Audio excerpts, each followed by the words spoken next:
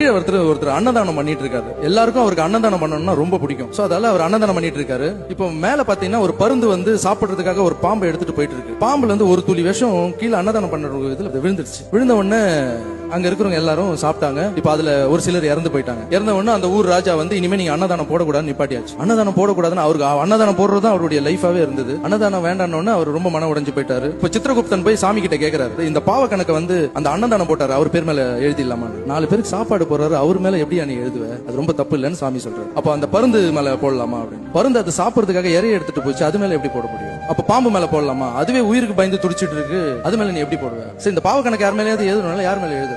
கொஞ்ச நாள் வெயிட் பண்ணு, இந்த கணக்கு அப்படியே வெயின்னு சொன்னாரா சாமி. அதுக்கப்புறம் பாத்தீங்கன்னா கொஞ்சம் நாட்கள் போச்சு. மறுபடியும் அவர் அன்னதானம் போட ஆரம்பிச்சாரு. ராஜாவை போய் பார்த்து பர்மிஷன் கேட்டு அன்னதானம் போட ஆரம்பிச்சாரு. அன்னதானம் போயிட்டு இருக்கு. ஒரு 2 வயசானவங்க ஒரு வாரமா சாப்பிடாம, இங்க யாரோ அன்னதானம் போடுறாங்களா, அது எந்த பக்கம் போகணும்னு கேட்டாங்க. அந்த 4 பேர் திண்ணில உட்காந்து பேசிட்டு இருக்காங்க. இப்போ அன்னதானமாமா, அந்த ரைட்ல போய் லெஃப்ட்ல கட் பண்ணுங்க, அங்க ஒரு ராஜா அன்னதானம் போட்டுட்டு இருக்காரு.